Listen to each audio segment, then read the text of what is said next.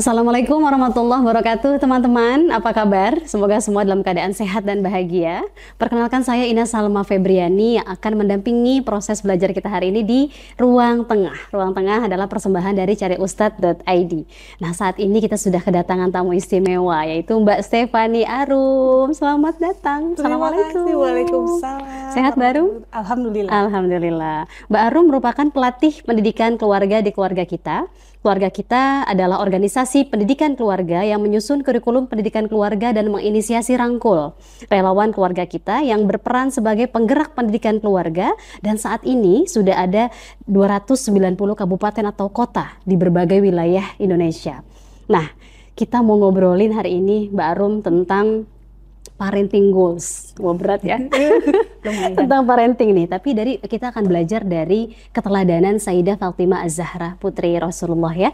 Nah, bertepatan dengan 3 Desember 2024 yang dimana 1 Jumadil Akhir itu hari kelahiran beliau ya, Sayyidah Fatimah.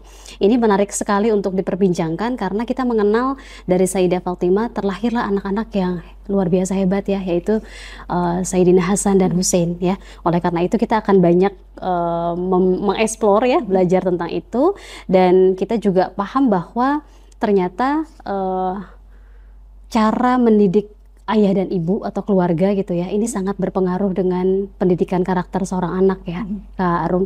Dan kita juga paham bahwa ketika orang tua mengajarkan nilai-nilai keteladanan dan anak mengikutinya, dalam perspektif agama mungkin itu bukan hanya kebaikan yang ditularkan dari orang tua ke anak ya, tapi juga itu amal soleh yang nanti sifatnya akan panjang. Bahkan orang tua juga akan mewarisi perbuatan baik itu. Oleh karena itu kita akan membahas bagaimana pengaruh orang tua dalam memberikan teladan baik ya, secara spiritual, emosional, intelektual, dan itu juga berpengaruh dalam tumbuh kembang anak. Nah, saya mau ngobrol nih sama Kak Arum. Jadi sejauh mana sih peran keluarga ini berdampak dalam pembentukan emosi anak dan juga intelektualnya, Mbak Arum? Ini menarik banget ya. Tadi sebelum ke peran orang tua gitu ya, tadi ngebahas soal pola asuh masa lalu jadinya ya, bahwa iya memang gitu ya, pola asuh masa lalu kita itu mempengaruhi juga gimana cara kita mengasuh anak-anak gitu ya. Jadi kayak mata rantai gitu ya. Dan saya ingat banget, saya jadi refleksi gitu ya, saya pernah ngobrol sama ibu saya tuh sampai pernah bilang gini, kalau bisa tuh yang ditiru yang bagus-bagusnya aja ya gitu. Ternyata enggak ya, kadang-kadang tuh yang kebawa ke kita tuh enggak cuma itu gitu ya. Makanya itu yang bikin saya refleksi, dan kita gitu ya, teman-teman di keluarga kita belajar gitu, bahwa ya itu tuh pengaruhnya besar loh gitu, bahwa apa yang akan kita lakukan nih, apa yang akan kita tunjukkan ke anak-anak, nilai-nilai yang mau kita tanamkan, cara kita mengasuh gitu ya, itu tuh ternyata pengaruhnya luar biasa ya, luar biasa besar gitu ya ternyata gitu lah. Karena tanpa kita sadari ya itu terbawa loh gitu. Saya dulu sebagai anak diasuh seperti apa ya, sekarang saya Mengasuh begitu anak, punya anak, mengasuh anak ya kayak secara nggak sadar ya, itu tuh saya ulangi polanya kalau kita nggak sadari gitu ya. Itu yang makanya kita pelajari untuk gimana sih kita menyadari mana nih yang pola asuh yang bisa kita teruskan untuk terus kita bawa ke anak-anak, karena kan tentu saja nggak semua hal yang dibawa pasti buruk dong, pasti banyak hal-hal baik yang bisa kita teruskan ke anak-anak kita gitu kan. Betul. Dan makanya tadi kalau saya pertanyaannya kayak seberapa besar gitu ya pengaruhnya, ya memang besar. Kalau di keluarga kita tuh kami juga percaya memang pendidik utama dan pertamanya itu ya orang tua gitu ya, bahwa ya lingkungan, komunitas memang mempengaruhi, memang pengasuhan tuh urusan bersama, tapi gitu ya banyak hal gitu ya, bahwa peran yang utamanya itu ya di kita menanamkan nilai keluarga. Iya betul, kayak gitu ya, menanamkan nilai keluarga yang bagaimanapun rumah ini kan tempat nyamannya anak untuk belajar ya. Di situ tuh ruang nyamannya anak untuk berbuat salah mungkin malah gitu ya, belajar juga dari kita sebenarnya.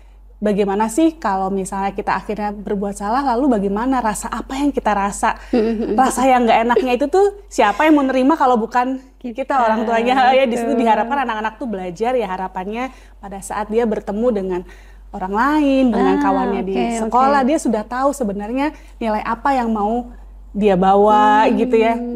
Ustazah, nilai seperti apa, bagaimana sih dia merespon emosinya. Tadi kan selalu bahas soal bagaimana perkembangan emosinya. Jadi mau seperti apa nih dia membawa rasa yang nggak enak ini, respon apa nih yang bisa saya keluarkan ya, yang saya berikan, yang ya memang ini yang menyatakan perasaan saya, tapi mungkin tidak menyakiti perasaannya orang lain. Nah, hal-hal seperti itu tuh menurut saya ya memang penting juga mulainya ya, dari rumah ya. Menurut saya orang tempat tua. yang nyaman untuk mungkin kita mencoba gitu ya, lalu berbuat salah. Betul. Mungkin kan kadang-kadang kita pasti melakukan sesuatu hal baru, mungkin nggak berhasil gitu sih. Betul, menarik. Tadi Mbak Arum bilang bahwa ya dimulai dari rumah semuanya ya. Jadi al-ummu madrasatul ula. Berat juga sih, ibu adalah sekolah pertama nih. Kita kayak disorot banget ya Mbak Arum ya. Tapi tentu kita kan perlu kerjasama dengan suami, dengan pasangan, dengan orang tua kita mungkin ya. Dan yang saya sedikit tahu dari kakak ini kan ada sebuah prinsip cinta ya Mbak Arum ya. Suka deh. Nah, titik temunya nih sama Al-Quran, kalau saya lihat tuh Al-Quran mengajarkan anak untuk berbuat ihsan kepada orang tua. Bahkan orang tua nggak ada pun kita harus terus mendoakan gitu ya. Begitupun anak orang tua. Jadi relasinya itu kayak relasi ketersalingan ya. Nggak bisa anak terus yang berbaik sama orang tua ya, ataupun sebaliknya. Tapi dua-duanya harus menyadari bahwa itu penting. Nah, sejalan dengan prinsip cintanya keluarga kita, Mbak Arum, bisa nggak dijelaskan lagi itu apa sih Mbak dari prinsip itu dari perkembangan karakter ya tentunya ya. Sebenarnya kalau prinsip cinta itu tuh kayak pegangannya kita gitu ya, pola pengasuhan yang bisa kita pegang, tapi sebenarnya bisa kita pakai di berbagai segala situasi lah istilahnya gitu ya. Prinsip cinta itu sebenarnya ada kepanjangannya, masing-masing huruf itu mewakili satu kata gitu ya. Ada C itu namanya cari cara, kemudian I itu ingat impian tinggi, kemudian N itu nerima tanpa drama, kemudian T-nya tidak takut salah, sama A-nya itu asyik main bersama gitu ya. Itu poin-poin yang kayak sehari-hari kita pakai banget sih. Setiap hari berhadapan dengan anak, ada aja perubahan gitu ya, tumbuh kembang anak bertumbuh, ya kami pun bertumbuh gitu ya, kita orang tuanya itu makanya kita selalu mencari cara gitu ya. Bagaimana kita melangkah gitu ya, kadang-kadang tuh kita tuh mentok gitu loh Ustazah radanya gitu ya, kayak ini kok gini gitu ya. Gitu nah itu iya gitu kan ya gitu. Nah itu yang kita tuh selalu berusaha kita pakai ini, kita ingat impian tinggi. Kenapa sih kita melakukan ini? Kenapa kita tuh menanamkan nilai ini? Kita pertahankan berulang-ulang walaupun mungkin rasanya jatuh bangun kok kayaknya kadang nggak berhasil. Apa kita ingat impian tinggi bahwa ini tujuannya sebenarnya jangka panjang. Kita nanti anak ini dewasa bawa nilai apa nih, kejujuran gitu ya, selalu bersikap baik gitu ya, bahwa di tengah-tengah dunia yang kayaknya keras ini bisa nggak dia tetap berhati lembut ya kayak gitu-gitu ya. Makanya kadang-kadang tuh kalau kita goyah gitu ya, ingat sih ini tuh sebenarnya bukan buat besok aja nih, tapi buat sampai jangka panjang. Betul.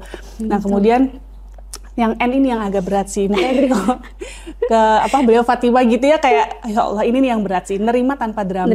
Iya, karena kayaknya yang namanya menerima tanpa drama tuh sulit karena yang dihadapi nggak cuma anak gitu ya. Situasi kita di rumah, situasi peran kita tuh banyak gitu ya, ibu-ibu ya, jadi kadang udah kerja mungkin di luar rumah. Gitu ya, macam-macam ya, jadi anak juga gitu ya. Masih teman-teman di sini mungkin masih banyak yang punya peran jadi anak juga gitu ya. Jadi emang itu cukup sulit sih, tapi tadi ya kalau misalnya ibu sama anak itu dua arah gitu ya.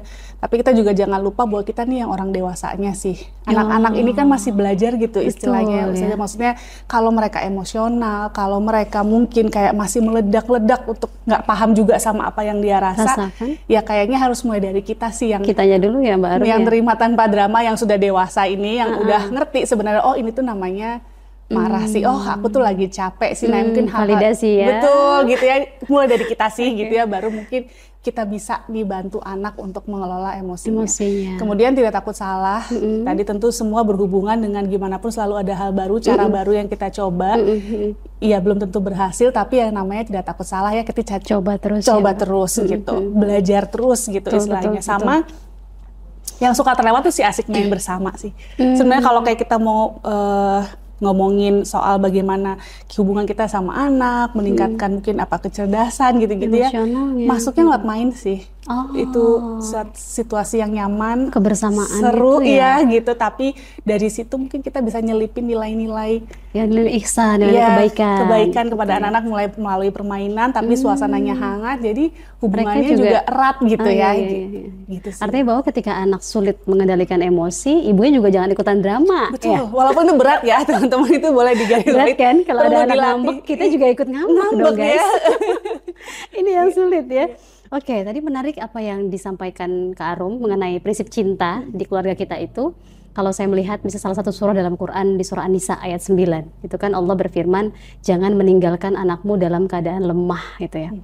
Artinya kan ini remind dari Allah ya, Mbak Arum. Di tengah tadi Mbak Arum sampaikan teknologi yang sedemikian pesat ini, pergaulan yang udah cukup ngeri juga ya gitu ya. Ini juga menunjukkan bahwa Allah tuh udah merimain kita sebagai orang tua, jangan meninggalkan anak dalam kondisi lemah. Lemah ini kan mungkin bukan hanya intelektual ya Mbak ya, bukan hanya terkait dengan dia sekolah sampai S berapa gitu ya, tapi juga bagaimana dia mengendalikan dirinya ya, bagaimana mungkin dia bisa menjaga spiritual dengan sholat gitu ya, bagaimana pembentukan karakter itu ya dari ibadah-ibadah anak kita sehari-hari gitu. Karenanya mungkin dari prinsip cinta tadi, jangan sampai ketika kita ingat impian tinggi, lalu kita nyuruh anak sholat dan dia misal tantrum, kita udahlah nyerah gimana lah gitu. Iya. Kadang-kadang begitu gak sih, Mbak Rum? Iya. Iya, itu iya banget gitu. Maksudnya kadang-kadang gitu ya, kadang-kadang karena kita mikir, duh kok kayaknya nggak berhasil. Itu sih, kok kayak sulit sekali gitu. Tapi ya saya juga ingat sih, saya belajar bahwa ya, apalagi kalau udah kayak gitu sebenarnya minta tolong sama Allah ya. Kita berdoa, ingat lagi bahwa itu tujuannya mau apa. Harapannya kan gitu ya Ustazah, pokoknya anak kita dewasa tuh yang kalau dia bingung, yang dia cari itu nilai utamanya dia sih agama. Ya, betul. Saya sih pengennya tuh, itu aja yang saya tekankan selalu tiap hari ke anak-anak, terutama kalau yang masih kecil. Saya tuh selalu kayak menceritakan betapa besarnya cintanya Allah sama kita gitu ya. Kayak gitu itu yang diulang-ulang terus, yang harapannya kalau udah mentok gitu, Betul. dia tahu dia harus kembali kemana sih gitu sih. Oke ya. Nah ini menarik juga nih. Tadi yang Kak Arum sampaikan bahwa aktivitas bermain itu sebetulnya metode yang paling asik loh buat anak untuk mendekatkan ya bonding atau emosional antara ibu dan anak. Kalau kita balik ke soal tema, soal Sayyidah Fatimah Az-Zahra, Kak Arum, ini ada salah satu cerita yang ternyata sesedih itu loh, hidupnya Sayyidah Fatimah beserta anaknya gitu.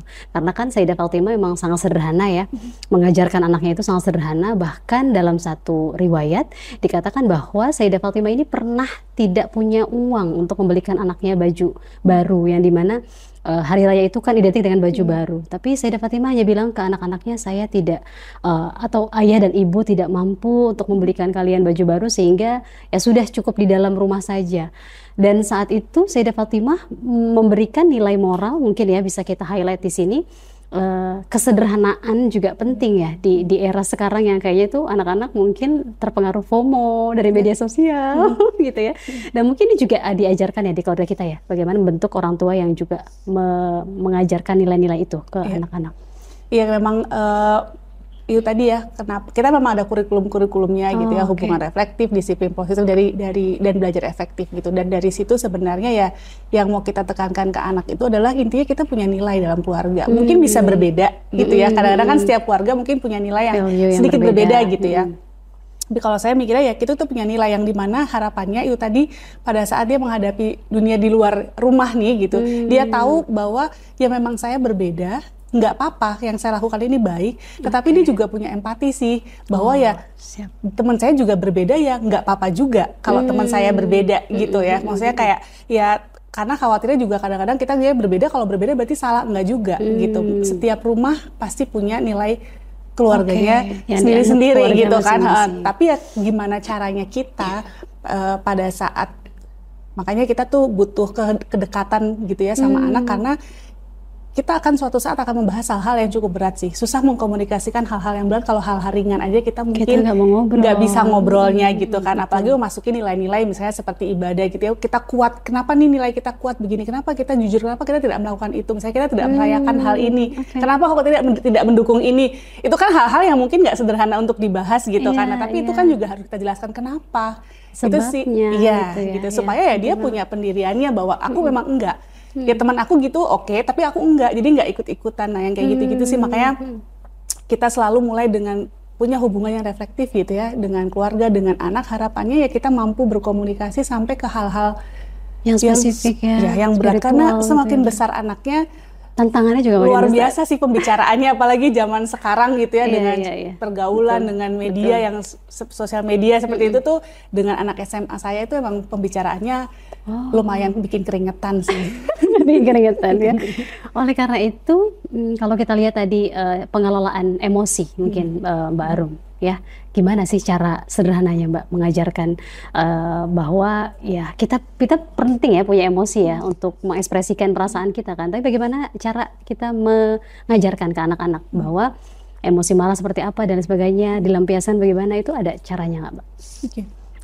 Kalau kita ya biasanya mulai dari mendengarkan dulu nih anak gitu ya, secara aktif ya, hadir penuh pada saat dia mengeluarkan emosinya apapun itu bentuknya. Kemudian memvalidasi sama membantu mengidentifikasi sih. Anak-anak yang kecil tuh mungkin kan sebenarnya nggak tahu apa yang sedang mereka rasakan. Ini kamu marah ya? Kenapa? Rasanya muka sebabnya apa? Iya gitu, marah itu rasanya gimana, di badan nggak enak, berdebar-debar. Oh kamu marah ya? Oh kamu pas sedih atau mungkin bukan sedih, mungkin kecewa, gitu. Mungkin malu, bisa jadi gitu ya. Nah hal-hal itu kita bantu mereka supaya validasi, supaya juga mereka bisa mengidentifikasi, oh aku tuh merasa ini, gitu ya. Ya gitu. Jadi dari situ baru kita mungkin bicara kayak cara-cara apa nih yang bisa kita pakai sih sebenarnya untuk bantu mengelola emosi gitu ya. Kalau ke anak yang kecil-kecil tuh, dulu anak saya yang kecil-kecil mungkin kalau boleh cerita di rumah, kita pakai gambar sih dulu. Anak saya yang kecil kalau marah tuh harus gimana, gitu. Berhitung sampai 10 atau lompat-lompat ada gambarnya gitu ya, supaya kita bisa tunjukin ke dia bahwa dia rasanya udah nggak kuat, lakukanlah hal ini. Oke, luar biasa. Kayak gitu sih. Jadi kita harus banyak cara juga ya tadi ya. Betul, cari cara. Cari cara. Oke, luar biasa teman-teman. Ini obrolan daging banget, Mbak Arum. Waktunya kurang ya.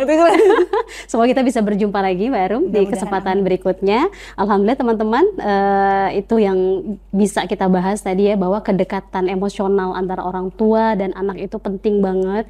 Bukan hanya anak bisa lebih percaya diri ya dalam menghadapi hidup, tapi bagaimana dia menghadapi tantangan hidup di kemudian hari.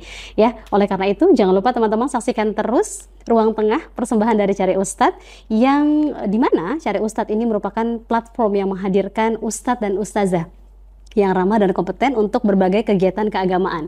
Dimulai dari belajar Islam untuk anak sampai dewasa, bimbingan mu'alaf, khutbah Jumat, sampai kajian di kantor. Dan karena semangat wasatiyah yang berada di tengah yang kita anut, maka semua tema yang dibahas di Ruang Tengah tidak hanya mengundang satu pakar agama saja, tapi juga membahas dari sisi yang komprehensif ya, dari para expert yang ahli di bidangnya. Oleh karena itu jangan ketinggalan episode berikutnya, kita akan membahas tema-tema yang lebih seru lagi ya dari hari ini. Dan saya Ina Salma Febriani mohon pamit undur diri. Wassalamualaikum warahmatullahi wabarakatuh.